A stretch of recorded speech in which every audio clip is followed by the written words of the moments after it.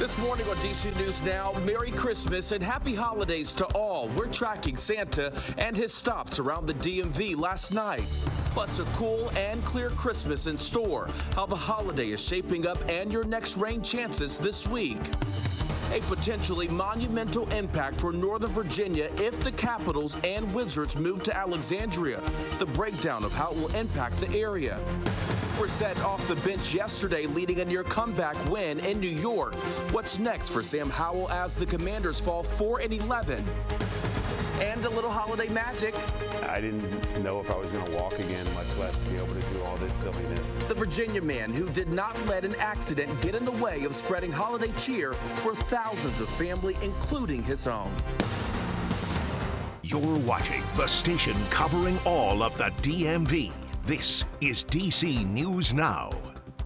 All right, it's 7 o'clock on this Monday morning, taking a live look at the White House here on this Christmas morning, too. And you can see it's looking very nice. Yeah. Good morning to you. Thanks for joining us. I'm Corey James. Brittany's in for meteorologist Jackie Lair, who's having a nice day off on this Christmas morning. But starting off with Brittany, who's also celebrating a birthday. Happy birthday to you. Thank you. Yeah, how's that forecast looking? You know, it's looking not bad at all. Unfortunately, we're not going to be seeing the snow. I don't know how you feel about snow, but I love the snow. I like the snow, too. It's going to be too warm for us to be seeing any snow in the DMV, but here's a live look at satellite and radar showing you the last few hours. We have some clouds that filtered their way into the DMV. We'll continue to see a mixture of sun and clouds as we head through Christmas, and then tonight, that's when we're tracking a few showers across the DMV. So zooming satellite and radar out, showing you the wider view off to the west. We're going to be keeping our eye out on the storm system. The cold front will be slipping through as we head through your day today. That's going to be providing a few showers overnight tonight and into your Tuesday. So overall, enjoy today. Temperatures not looking too bad right now, Corey. We're in the upper 30s as you head further off to the north and west, lower 40s here in the nation's capital. All right, a nice start to this Christmas morning. Brittany, thank you. Well, Georgetown streets now less busy this morning after some last-minute shoppers scoured stores for those perfect gifts yesterday.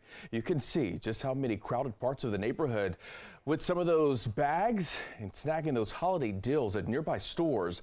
The National Retail Federation predicting holiday sales this year will increase between 3% and 4% in comparison to last year, marking record levels of nearly $960 billion. We spoke to at least one man who told us they were ready to spend big. I've been making that money this year, so I think this is the year of giving gifts and receiving some too. So spread the Christmas tree all around. I have a lot more family than I'm very thankful to be having for this year. And the association also predicts online sales will increase between 7 and 9%. Well, Eastern Market in Southeast also had a number of last-minute shoppers, and as you can imagine, small business owners, they were hoping to reel in those final holiday sales. Some say they never know what to expect during this time of the year. Thing with the holidays is a lot of our regulars maybe go out of town. DC is a transient city. However, it's transient in the other way because we have visitors coming in. And so holiday shopping is great for all my fellow vendors who are selling their wares to visitors to DC. So if you're looking ahead to next year, a ticket is not needed to go to any of the Eastern Market holiday markets. It is free for anyone wanting to attend. Well, it may be the season of giving, but not every gift is one you will want to keep. Consumer reporter Ben Dennis is helping you stretch your dollar this morning by diving into those return policies and sharing how long you might have to decide if a present should stay or go.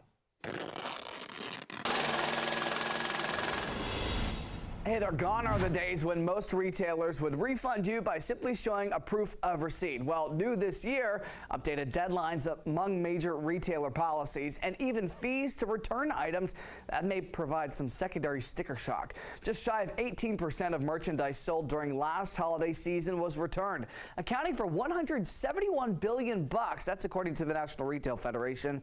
And with return policies often hidden in the fine print of receipts and website terms and conditions, the Washington Consumer's Checkbook is out with tweaked holiday return policies. First, they say most Amazon items bought on and after November the 1st can be returned until January 31st. They'll charge $1 for some UPS drop-off if Amazon drop-off locations are nearby, like a Whole Foods or Kohl's. Walmart now says that there's just 2 days to return major appliances. Macy's will impose a $9.99 return shipping fee for non-loyalty members. Kohl's will not pay for return shipping by mail. TJ Maxx and Marshalls, they increased their mailed return fee from $1 to $11.99. And the checkbook adds some good news. Target's got a 1-year return period for home decor brands. Home Depot will offer a 1-year return window if bought with their credit card. Don't forget what's often required for your returns: receipts, order numbers, emails, and if possible, return to in-store locations to avoid those shipping fees and a chance to find a replacement. Ben Dennis, DC News Now.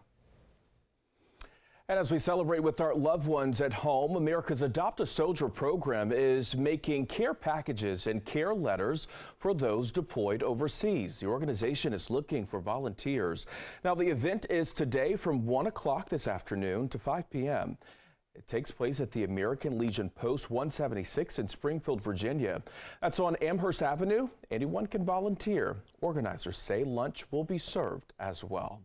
And with the Washington Capitals and Wizards' possible big move to Virginia, that also means an economic boom for the Commonwealth. A new study released shows it could bring thousands of jobs as well. DC News Now's Jean-Marie Sissay joining us live this morning on Christmas Day at the Potomac Yard. And Jean-Marie, how many jobs are we looking at here?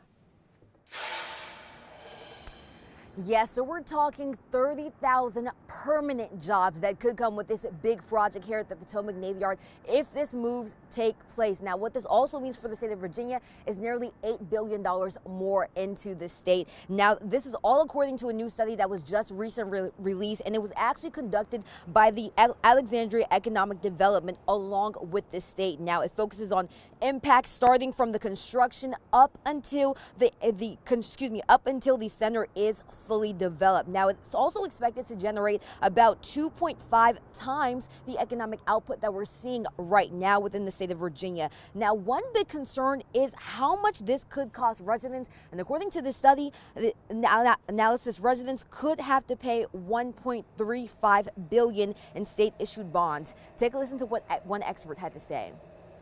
They are going to throw in a lot of money, but more money is going to probably be needed from the state, from the taxpayer, from the city of Alexandria to make this deal work. Now, this analysis is banking on income from the employment on site, visiting and home team players, along with performers, and of course, business activity that could come with this new entertainment district around this area. Now, this would definitely benefit the entire state of Virginia, and everyone is definitely looking forward to this if this does go all the way through, and the project is expected to be completed in 2036. For now, reporting in Alexandria, Virginia, I'm Jean-Marie Sissay. Back to you guys in the studio. All right, Jean-Marie, thank you. Time right now is 7:08 happening today. The major holiday means some major service shutdowns across the DMV. So here's what you need to know. In Virginia, Arlington County government offices and services are operating on modified schedules on Christmas. Now, there will be no trash, recycling, or yard waste collection. Curbside collection will shift by 1 day for all routes, and all parking enforcement will also be in effect. Now, here in D.C., emergency shelters will remain open today, as well as the Covenant House.